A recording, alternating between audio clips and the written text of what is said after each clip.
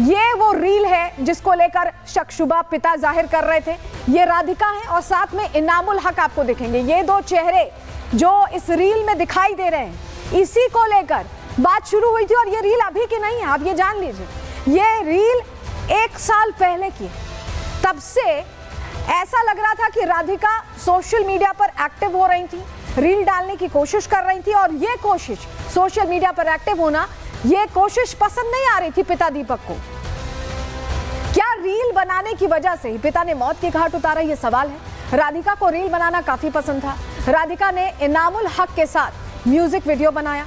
Social media पर राधिका के कई रील्स मौजूद हैं, अगर आप उनका अकाउंट विजिट करते हैं तो। राधिका यादव सोशल मीडिया पर काफी एक्टिव थी और धीरे धीरे पॉपुलर हो रही थी।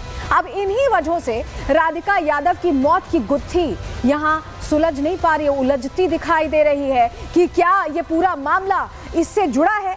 और समझिए आपकी ये जो पूरी घटना थी, इसको लेकर बहुत सारे सवाल हैं। आपको बताते हैं कि कल्पना जो इनामुल हक की मैनेजर हैं, उनसे जब हमने पूछा कि आप क्या राधिका को जानती नहीं, क्या रील के अलावा भी इनका कोई रिलेशन था, तो क्या जवाब आया कल्पना का, सुनिए जरा।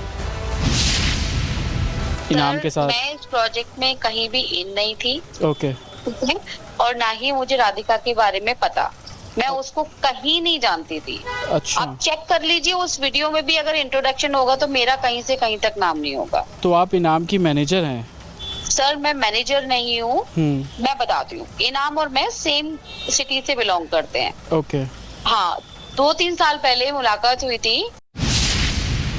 इस पूरे मामले में राधिका मर्डर केस में एफआईआर दर्ज हो गई है। जरा एफआईआर कॉपी आपको दिखा देते हैं। ये देखिए, ये पूरा मामला दर्ज हो गया है। एक रिवॉल्वर जिसके जरिए, जो लाइसेंसी रिवॉल्वर थी दीपक की, जो कि राधिका के पिता थे, उसी रिवॉल्वर के जरिए मौत के घाट उतारा गया है। और अब इस मामले को लेकर एफआईआर कॉपी जो हम आपको दिखा रहे हैं, रिपोर्ट यहां दर्ज कर ली गई है।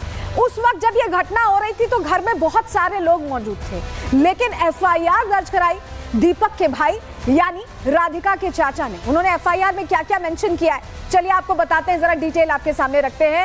एकेडमी पर जो विवाद हुआ उसको लेकर पिता ने जान लिया, खुलासा हो रहा। आरोपी पिता दीपक के भाई ने एफआईआर दर्ज कराई है। दीपक का राधिका से एकेडमी को लेकर विवाद हुआ। जब राधिका किचन में खाना बना रही थी, उसी वक्त दीपक ने अपनी पिस्टल से 3 गोलियां मार दी, ये उनके चाचा ने बताया। आवाज सुनी उन्होंने, तेज आवाज सुनी और पहली मंजिल पर गए। राधिका को रसोई में खून से लथपथ पड़ा पाया। चाचा बता रहे हैं कि जब ऊपर पहुंचे तो खून से लथपथ पड़ा पाया। मैं और मेरी बेटी उसे मैरिंगो अस्पताल ले गए, जहां डॉक्टर्स ने उसे मृत घोषित कर दिया। तो चाचा ने बताया कि कैसे उन्हें किस स्थिति में ये मिली थी और उसके बाद वो उसे अस्पताल भी ले गए, लेकिन डॉक्टर्स ने मृत घोषित कर दिया। इसको लेकर संदीप कुमार क्या कह रहे हैं, पुलिस का क्या वर्जन है, सुनिए।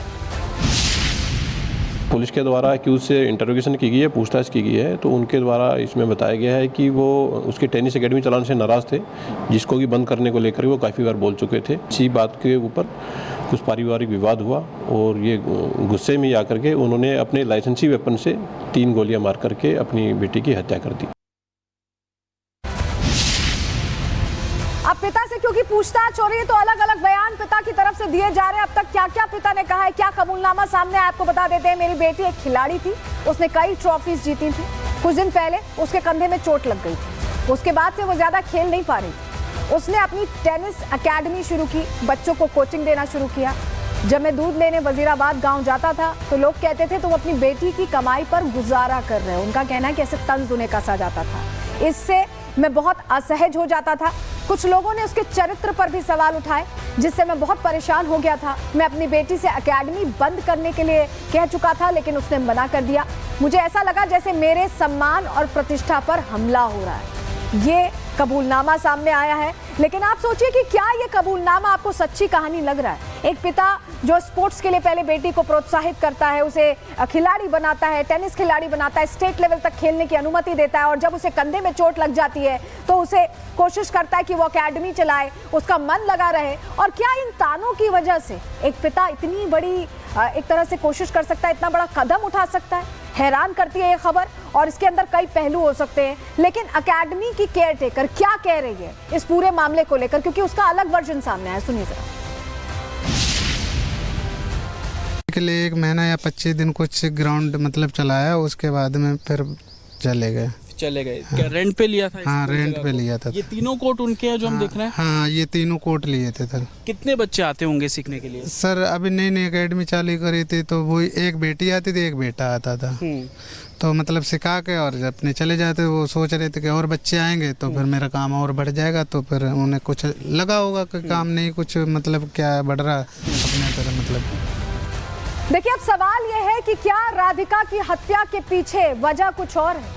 जो कबूलनामा दीपक का सामने आया, राधिका के पिता का सामने आया है, वो बहुत सिंपल लग रहा है। क्या इतना सिंपल था अपनी बेटी को, खुद की पाली पोसी बेटी को इस तरह से मार देना? बहुत सारे सवाल इस पूरे घटनाक्रम के इर्द गिर्द घूमते दिखाई दे रहे हैं। इसी से जुड़ी रिपोर्ट देखिए।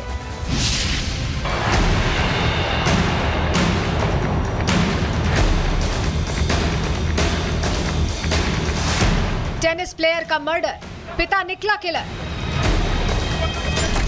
एकेडमी को लेकर विवाद, पिता ने ली जान। जिस बेटी को एक पिता ने 25 साल पाला, फिर उसे क्यों मार डाला? अब इसी को लेकर सवाल उठ रहे हैं। सवाल इसलिए भी उठ रहे हैं क्योंकि पुलिस पूछताछ में राधिका यादव के पिता दीपक यादव बार बार अपने बयान बदल रहे हैं, बार बार हत्या की वजह को अलग अलग बता रहे हैं। जानकारी के मुताबिक पुलिस के सामने पहले दीपक यादव ने हत्या की वजह सोशल मीडिया पर एक्टिव होना बताया। फिर सख्ती से पूछताछ की गई तो बताया कि राधिका ट्रेनिंग एकेडमी चलाती थी, जिसको वो बंद करने के लिए कह रहे थे। दोनों के बीच विवाद भी हुआ, लेकिन राधिका नहीं मानी। दीपक के इस बयान के बाद पुलिस ने उनके सामने एक म्यूजिक वीडियो रखी, जिसमें इनामुल हक नाम के एक लड़के के साथ राधिका ने वीडियो बनाया था। तो फिर दीपक ने बताया कि म्यूजिक वीडियो पॉपुलर होने की वजह से राधिका सोशल मीडिया पर बहुत एक्टिव रहने लगी, जिस बात से दीपक नाराज हो गया और फिर गोली मारकर हत्या कर दी।